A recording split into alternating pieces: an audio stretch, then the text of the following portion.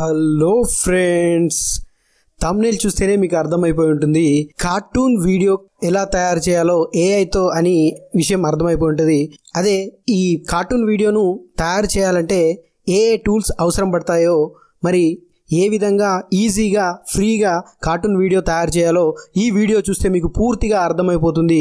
కాబట్టి స్కిప్ చేయకుండా పూర్తిగా ఈ వీడియో చూడండి. ఒక్కసారి ఈ క్లిప్ చూడండి, మిగతా విషయాలు ఈ వీడియోలో మాట్లాడుకుందాం.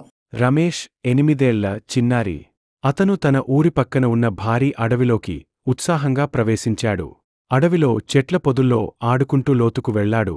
కాని తిరిగిదారి తెలుసుకోవడం కష్టమైపోయింది.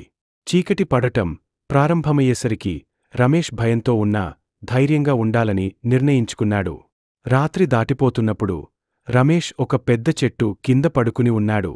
తెల్లవారితే దగ్గరలో చిన్నపాటి శబ్దం వినిపించింది. అది ఒక చిరుతపులి పులిపిట్ట. అది స్నేహపూర్వకంగా అతని దగ్గరకు వచ్చి భయం లేకుండా ఉండమని ఊరడించింది. ఇలాంటి కార్టూన్ వీడియోస్ మీరు కూడా ఏఐని ఉపయోగించి ఫ్రీగా జనరేట్ చేయొచ్చు, అది కూడా పూర్తిగా ఫ్రీగా. అది ఏ విధంగా చేయాలో స్టెప్ బై స్టెప్ ఈ వీడియోలో తెలుసుకుందాం. అయితే వీడియోలోకి వెళ్ళే ముందు ఒక చిన్న రిక్వెస్ట్ ఏంటంటే, ఈ వీడియో మీకు నచ్చినట్లయితే ఇప్పుడే లైక్ చేయండి, మీ ఫ్రెండ్స్ అండ్ ఫ్యామిలీకి షేర్ చేయండి, అదేవిధంగా సబ్స్క్రైబ్ చేయడం అస్సలు మరవద్దు. Thank you. Okay, let's start our creation. ముందుగా గూగుల్ ఓపెన్ చేయండి. సెర్చ్ బార్లో ChatGPT అని టైప్ చేయండి. ఈ విధంగా సైట్స్ ఓపెన్ అవుతాయి. తర్వాత ఫస్ట్ దాన్ని ఓపెన్ చేయండి. ట్రై ChatGPTపై క్లిక్ చేయండి. ఫస్ట్ లాగిన్ అవ్వండి. లాగిన్ అయితే మనం మెమొరీ ఏదైతే సెర్చ్ చేస్తున్నామో ఆ మెమొరీ అంతా మన అకౌంట్లో ఉండిపోతుంది. అయితే మనం ఎప్పుడన్నా క్రియేట్ చేస్తున్నప్పుడు ఆ స్టోరీ లాస్ అయిపోతే మొత్తం క్రియేషన్ అంతా ఆగిపోతుంది. కావున లాగిన్ అయితే బెటర్. లాగిన్ అయితే గూగుల్ అకౌంట్ నుంచి ఇక్కడ ఇచ్చేయండి. సింపుల్ సెటప్ ఇది. కంటిన్యూపై క్లిక్ చేయండి. తర్వాత మీ యొక్క ఫుల్ నేమ్ అడుగుతుంది, అది ఇచ్చేయండి. తర్వాత డేట్ ఆఫ్ బర్త్ అడుగుతుంది. ఆ డేట్ ఆఫ్ బర్త్ టైప్ చేసి ఆ డేట్ ఆఫ్ బర్త్ ఇచ్చేయండి. డేట్ ఆఫ్ బర్త్ ఇచ్చిన తర్వాత కంటిన్యూపై క్లిక్ చేయండి. కంటిన్యూపై క్లిక్ చేసిన తర్వాత ఈ విధంగా ఓపెన్ అవుతుంది. ఇలా ఓపెన్ అయిన తర్వాత అయితే నాకు ఇంతకుముందే అకౌంట్ ఉంది కాబట్టి నాకు ఈ విధంగా ఓపెన్ అయింది. చూడండి, ఇలా మెమొరీ అంతా లాస్ అవ్వకుండా ఈ విధంగానే మనం లాగిన్ అయినట్లయితే ఈ విధంగా అన్నీ మనకి ఇంతకుముందు ఏదైతే మనం ప్రాజెక్ట్ చేసినామో ఆ ప్రాజెక్ట్ అంతా ఇక్కడ మన మెమొరీ అంతా ఇక్కడ కనిపిస్తుంది అన్నమాట. చూడండి, దీనిలో నేను ఒక స్టోరీ క్రియేట్ చేసినప్పుడు ఒక దట్టమైన అడవిలో ఒక పిల్లవాడు తప్పిపోయాడు అని జంతువులు కలిసి అతన్ని రక్షించి ఇంటికి పంపివేశాయి అనే ఫ్యాంటసీ స్టోరీని చెప్పండి ఒక 500 పదాలతో అని చెప్పేసి ఇక్కడ నేను టైప్ చేయడం జరిగింది. ఈ విధంగా స్టోరీ మొత్తం ఏఐ జనరేట్ చేసి మనకు ఇచ్చింది. I want this story in English అని టైప్ చేశాను. ఎందుకు అంటే ఇప్పుడు ఏఐ అనేది తెలుగు లాంగ్వేజ్ కన్నా ఇంగ్లీష్లోనే మంచిగా అర్థం చేసుకొని మనకు కావాల్సిన రిజల్ట్ని ఇస్తుంది. కాబట్టి ఇంగ్లీష్లో నాకు ఈ స్టోరీ కావాలని చెప్పేసి ఏఐని నేను అడిగాను. అప్పుడు ఆ ఏఐ మొత్తం టోటల్ జనరేట్ చేసి ఇచ్చింది. ఇది చాలా సింపుల్. నెక్స్ట్ సెంటెన్స్ ఏంటంటే, I want each character like hair, skin, clothing, appearance అని టైప్ చేయాలి. అంటే ఇలా చేయడం వల్ల ఏం జరుగుతుందంటే కంప్లీట్గా ఆ క్యారెక్టర్ యొక్క హెయిర్ కానీ, స్కిన్ కానీ, క్లాత్ కానీ కంప్లీట్గా ఏ విధంగా ఉండాలో అది ప్రాంప్ట్ అనేది ఇస్తుందన్నమాట. చూడండి, క్యారెక్టర్స్ అన్నీ ఒకే విధంగా ఉండాలి, అంటే కన్సిస్టెంట్గా ఉండాలి. లేదంటే అలా కాకుండా ప్రతిసారి కొత్త క్యారెక్టర్ వస్తే అంత బాగా ఎఫెక్టివ్గా స్టోరీ అనేది ఉండదు. చూడండి, ఇక్కడ హెయిర్, క్లాత్, అపియరెన్స్ ఆ డీటెయిల్స్ మొత్తం వచ్చినాయి. దీని తర్వాత ఈ రమేష్ తర్వాత లియోపార్డ్ యొక్క క్యారెక్టర్స్ కూడా ఇక్కడ జనరేట్ అయినవి. అదేవిధంగా లయన్, ఎలిఫెంట్, మంకీ, డీర్ వీటన్నిటి యొక్క క్యారెక్టర్స్ యొక్క డీటెయిల్స్ అనేవి ఇక్కడ రావడం మనం చూడొచ్చు. ఇక్కడ మరొక సెంటెన్స్ ఇవ్వాల్సి ఉంటుంది, అదేంటో ఒకసారి చూద్దాం. ఇక్కడ I am creating an AI generated story titled అని ఇచ్చేసి ఈ స్టోరీ మొత్తం అంటే ఇప్పుడు మనం పైకి వెళ్ళి చూసినట్లయితే ఏదైతే ఇంగ్లీష్లో స్టోరీ జనరేట్ అయిందో ఆ స్టోరీ మొత్తాన్ని మనం కాపీ చేయాల్సి ఉంటుంది. ఆ స్టోరీ మొత్తాన్ని కాపీ చేసిన తర్వాత మళ్ళీ ఇక్కడికి వచ్చి ఇప్పుడు ఏదైతే మనం I am creating an AI generated story titled అని ఇచ్చాం కదా, అక్కడ దాన్ని పేస్ట్ చేయాలి. కంప్లీట్గా మొత్తం టోటల్ కాపీ చేసి పేస్ట్ చేయాల్సి ఉంటుంది. అయితే ఇక్కడ లాస్ట్లో చూడండి స్టైల్లో 3D పిక్సార్ అని మనం ఇవ్వాలి. అంటే ఎందుకంటే మనం ఈ స్టోరీ అంతా కార్టూన్లో చేయాలి అనుకుంటున్నాం కాబట్టి 3D పిక్సార్ అని అంటే కార్టూన్ స్టైల్లో మనకు పిక్చర్స్ అనేటివి జనరేట్ అవ్వడం జరుగుతుంది. ఇదంతా నేను డిస్క్రిప్షన్లో ప్రొవైడ్ చేశాను, మీరు ఎలాంటి టెన్షన్ తీసుకోకండి. ఆ డిస్క్రిప్షన్ నుండి ఈ సెంటెన్సెస్ అన్నీ మీరు కాపీ చేసుకొని మీ యొక్క స్టోరీ జనరేషన్లో వాడుకోండి. ఓకే, అప్పుడు మనకు image prompt and narration prompt AI అనేది ఇచ్చేస్తుంది. ఇప్పుడు మరొక సెంటెన్స్ మనం ఇవ్వాల్సి ఉంటుంది. అదేంటంటే in any scene where Ramesh appears you will add these details to the prompt. ఇది ఈ సెంటెన్స్ ఇవ్వగానే క్యారెక్టర్ యొక్క details like skin tone, hair, clothes copy చేసి పేస్ట్ చేయాలి. అప్పుడు అప్డేటెడ్ స్క్రిప్ట్ ఇస్తుంది మనకు. ఇది ఇంపార్టెంట్ చాలా. ఇప్పుడు వచ్చిన స్క్రిప్ట్ అనేది చాలా ఇంపార్టెంట్. దీన్ని మనం కంప్లీట్గా దీన్ని మొత్తం కాపీ చేసుకొని అంటే భద్రపరచాలి. ఎందుకంటే ఎప్పుడన్నా మనకు ఈ చాట్‌జీపీటీలో మనకి అకౌంట్ లేదనుకోండి, మన యొక్క ఇన్ఫర్మేషన్, మన స్టోరీస్ మొత్తం వెళ్ళిపోతాయి. సో మనం ఏం చేయాలంటే దీన్ని కాపీ చేసుకొని ఇది మిస్ కాకుండా మనం వీడియో జనరేట్ చేయాలి. కాబట్టి దీనికి మనం ఏం చేయాలంటే నా సజెషన్ ఏంటంటే మీరు వర్డ్ ప్యాడ్ ఓపెన్ చేసుకొని వర్డ్ ప్యాడ్లో మొత్తం కంప్లీట్గా ఈ ఇన్ఫర్మేషన్ అంతా పేస్ట్ చేసుకోవాలి. ఈ స్క్రిప్ట్లో చూడండి. తర్వాత ఇమేజ్ ప్రాంప్ట్ దీనితోటే మనం పిక్చర్స్ అండ్ వీడియో జనరేట్ చేస్తాం కాబట్టి ఒకసారి ఇక్కడ చూడండి, రమేష్ అని పేరు ఉన్న దగ్గర అతని యొక్క డీటెయిల్స్ మొత్తం కనిపిస్తున్నాయి చూడండి. ఇక్కడ ఇలా చేస్తే మనకు ఇమేజ్ కన్సిస్టెన్సీ అనేది ఉంటుంది. దీని ద్వారా అన్ని ఇమేజెస్ ఒకే విధంగా అంటే తన యొక్క క్లాత్ కానీ, తన యొక్క స్కిన్ టోన్ కానీ, తన యొక్క హెయిర్ కానీ ఒకే విధంగా వస్తుందన్నమాట. ఇది వీడియోకి చాలా ఇంపార్టెంట్ అన్నమాట.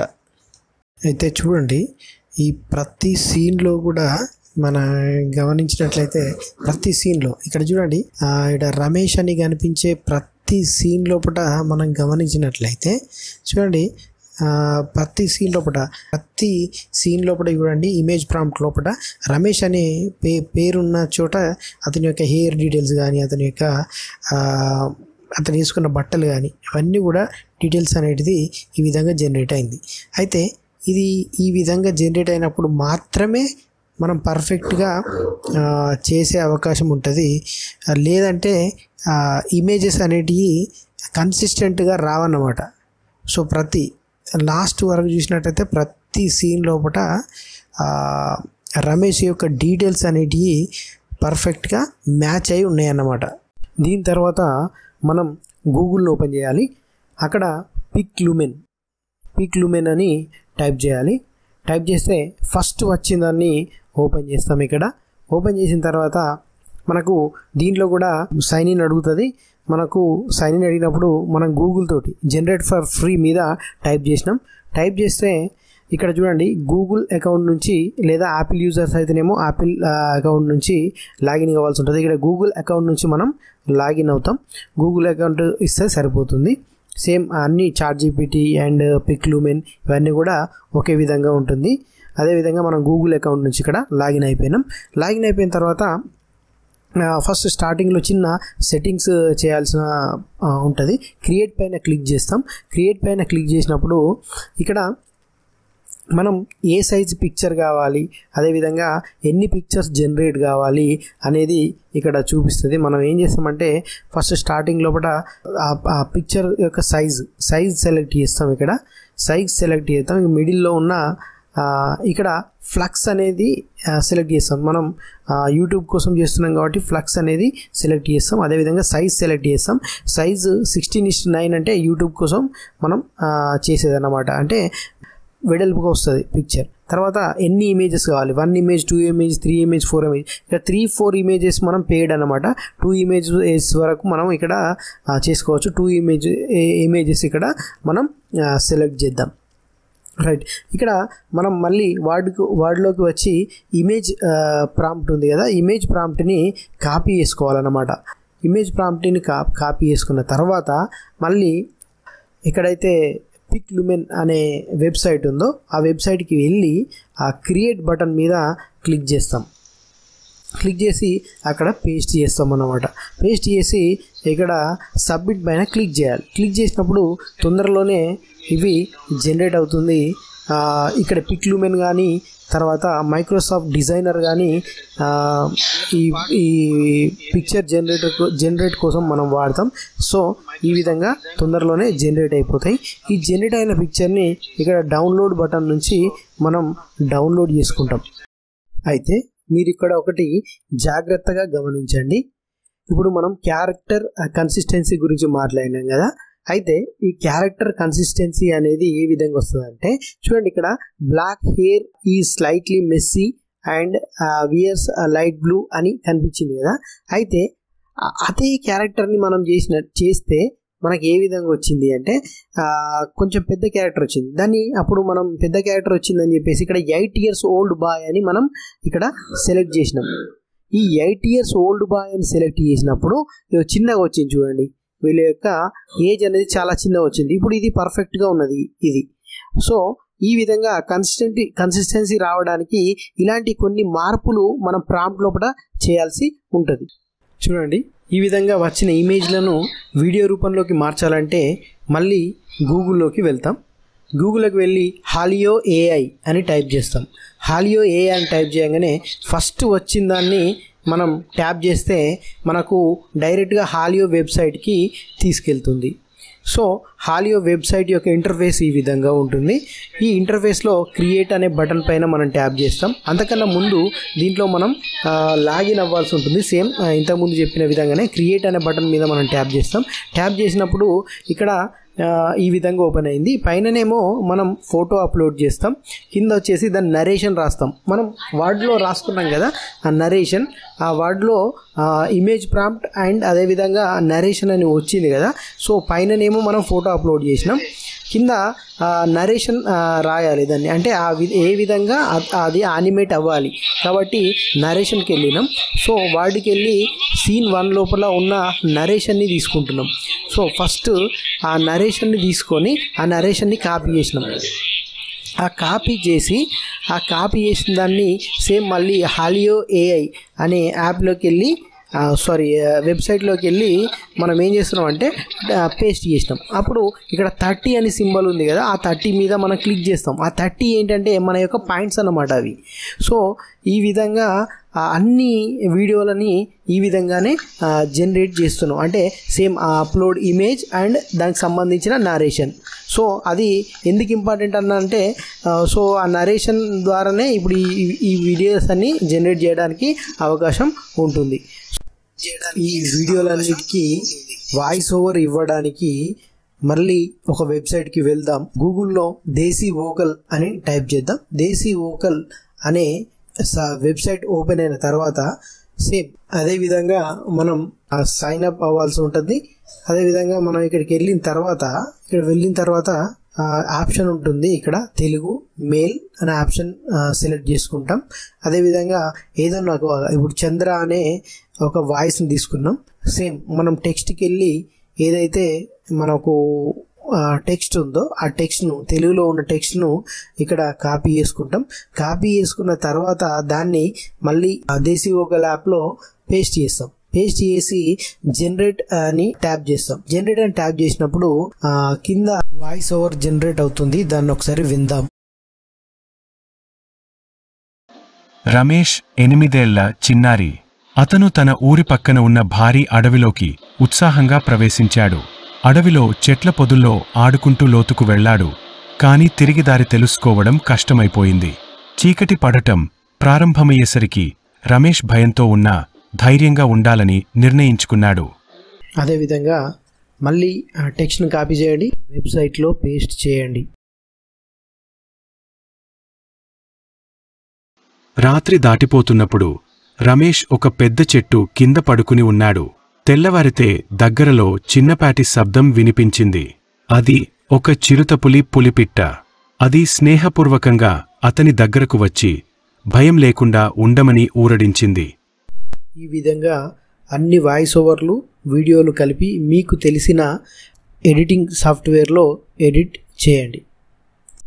ఇప్పుడు మనం ఫిల్మోరాలో ఎడిట్ ఏ విధంగా చేయాలో ఒకసారి చూద్దాం. అంటే ఈ క్లిప్స్ అన్నిటినీ ఏ విధంగా కలపాలి, ఒకవేళ వాయిస్ ఓవర్కి క్లిప్కి జతగాకపోతే ఏ విధంగా దాన్ని మేనేజ్ చేయాలి అనేది దీంట్లో చూద్దాం. మీడియా ఫైల్స్ అన్నిటినీ ఇంపోర్ట్ చేసుకొని ట్రాక్ మీదకి, అంటే మీడియా ట్రాక్ మీదకి అన్నిటినీ తీసుకొచ్చుకుందాం. అయితే ఇక్కడ నేను చెప్పదలుచుకుంది ఏంటంటే, మనం తెచ్చిన మీడియా ఫైల్స్ వాయిస్ ఓవర్ తోటి సెట్ కాకపోతే, అంటే వాయిస్ ఓవర్ ఎక్కువ ఉన్నప్పుడు ఏం చేస్తారంటే, వాయిస్ ఓవర్ ఎక్కువ ఉన్నప్పుడు ఏం చేస్తారంటే మీరు ఇప్పుడు ఏదైతే క్లిప్స్ ఉంటాయో ఆ క్లిప్స్ యొక్క డ్యూరేషన్ టైం అనేది స్లో చేయండి. స్లో చేసినప్పుడు ఇప్పుడు సపోజ్ 5 seconds ఉన్న క్లిప్ 10 seconds కానీ 12 seconds కానీ మారిపోతుంది. అట్లా మారిపోయినప్పుడు ఏమవుతుందంటే ఆ వాయిస్ ఓవర్ తోటి సింక్ అయిపోతుంది. సో ఆ విధంగా మీరు ట్రై చేయండి. అదే నేను చెప్పదలుచుకున్నాను దీంతో. అయితే నేను ఇక్కడ వాయిస్ ఓవరు దీంట్లో దేశీ వోకల్లో జనరేట్ చేసిన, కానీ దాన్ని మాత్రం నేను వాడలేదు. ఎందుకంటే మీరు కూడా వాడకండి, ఓన్ వాయిస్నే వాడడానికి ప్రయత్నం చేయండి. ఆ మానిటైజేషన్లో కొంచెం ఇబ్బంది అయ్యే అవకాశాలు ఉన్నాయని తెలిసింది. సో మీరు ఓన్ వాయిస్నే వాడే ప్రయత్నం అయితే చేయండి. ఏఐ జనరేటెడ్ వాయిస్ బదులు మీ ఓన్ వాయిస్నే మీ వీడియోకి అటాచ్ చేయండి. సో ఈ విధంగా వీడియో వచ్చింది. ఉండాలని నిర్ణయించుకున్నాడు. రాత్రి దాటిపోతున్నప్పుడు రమేష్ ఒక పెద్ద చెట్టు కింద పడుకుని ఉన్నాడు. తెల్లవారితే దగ్గరలో చిన్నపాటి శబ్దం వినిపించింది. అది ఒక చిరుతపులి పిల్ల. అది స్నేహపూర్వకంగా అతని దగ్గరికి వచ్చి భయం లేకుండా ఉండడం ఊరడించింది. ఆ పులిపిల్ల అతనికి అడవిరాజు సింహం దగ్గరికి తీసుకెళ్లింది. అక్కడ జంతువులన్నీ కలిసి రమేష్ ను ఇంటికి చేర్చాలని నిర్ణయించాయి. ఏనుగు రమేష్ ను తన వీపు మీద ఎక్కించుకుని చిరుతపులి కాపాడుతూ వెళ్ళింది. కోతులు చెట్ల మీద ఊగుతూ పండ్లు అందించాయి. జింకలు భద్రమైన దారిని చూపించాయి. 3వ రోజు చివరికి సింహం దారి కనిపెట్టి రమేష్ ను అడవి ఆవరణం వద్దకు తీసుకెళ్లింది. జంతువులన్నీ అతనికి వీడుకోలు చెప్పాయి. రమేష్ ఇంటికి చేరుకుని తన అనుభవాలను తన కుటుంబానికి చెప్పాడు. రమేష్ కు జంతువులతో గడిపిన అనుభవం జీవితాంతం గుర్తుండిపోయింది. ఆ అనుభవం అతనికి ధైర్యం మరియు జంతువుల పట్ల స్నేహం, ప్రకృతి పట్ల ప్రేమను నేర్పింది. అయితే దీంట్లో ఒక చిన్న ఏంటంటే ఆ లోగో, హాలియో ఏఐ అనే లోగో ఉంది కదా, మినిమాక్స్ లోగో. ఈ లోగోను కూడా తీయడానికి మన దగ్గర ఒక చిన్న ట్రిక్ ఉంది. ఏంటంటే మీ దగ్గర మీ ఛానల్ యొక్క నేమో లేకపోతే మీ యొక్క ప్లేలిస్ట్ యొక్క నేమో ఏదో ఒకటి తీసుకొని ఆ హీలియో అనేది కనిపించకుండా దానికి అడ్డుగా పెడితే ఒక వండర్ఫుల్గా ఉంటుంది. ఈ విధంగా నేను ఒకటి ట్రై చేస్తాను చూడు. నాది వినూత్న కథలు అని చెప్పేసి ఒకటి నా యొక్క ప్లేలిస్ట్ అది. ఆ ప్లేలిస్ట్ని నేను దీన్ని కనిపించకుండా ఈ విధంగా పెట్టేస్తున్నాను. ఫైనల్ అవుట్పుట్ ఒకసారి ఇప్పుడు చూద్దాం. రమేష్ 8 ఏళ్ల చిన్నారి. అతను తన ఊరి పక్కనున్న భారీ అడవిలోకి ఉత్సాహంగా ప్రవేశించాడు. అడవిలో చెట్ల పొదల్లో ఆడుకుంటూ లోతుకు వెళ్ళాడు. కానీ తిరిగి దారి తెలుసుకోవడం చాలా కష్టమైపోయింది. చీకటి పడడం ప్రారంభమయ్యేసరికి రమేష్ భయంతో ఉన్న ధైర్యంగా ఉండాలని నిర్ణయించుకున్నాడు. రాత్రి దాటిపోతున్నప్పుడు రమేష్ ఒక పెద్ద చెట్టు కింద పడుకుని ఉన్నాడు. తెల్లవారితే దగ్గరలో చిన్నపాటి శబ్దం వినిపించింది. అది ఒక చిరుతపులి పిల్ల. అది స్నేహపూర్వకంగా అతని దగ్గరికి వచ్చి భయం లేకుండా ఉండడం ఊరడించింది. ఆ పులిపిల్ల అతనికి అడవిరాజు సింహం దగ్గరికి తీసుకెళ్లింది. అక్కడ జంతువులన్నీ కలిసి రమేష్ ను ఇంటికి చేర్చాలని నిర్ణయించాయి. ఏనుగు రమేష్ ను తన వీపు మీద ఎక్కించుకుని చిరుతపులి కాపాడుతూ వెళ్ళింది. కోతులు చెట్ల మీద ఊగుతూ పండ్లు అందించాయి. జింకలు భద్రమైన దారిని చూపించాయి. మూడో రోజు చివరికి సింహం దారి కనిపెట్టి రమేష్ ను అడవి ఆవరణం వద్దకు తీసుకెళ్లింది. జంతువులన్నీ అతనికి వీడ్కోలు చెప్పాయి. రమేష్ ఇంటికి చేరుకుని తన అనుభవాలను తన కుటుంబానికి చెప్పాడు. రమేష్ కు జంతువులతో గడిపిన అనుభవం జీవితాంతం గుర్తుండిపోయింది. ఆ అనుభవం అతనికి ధైర్యం మరియు జంతువుల పట్ల స్నేహం, ప్రకృతి పట్ల ప్రేమను నేర్పింది.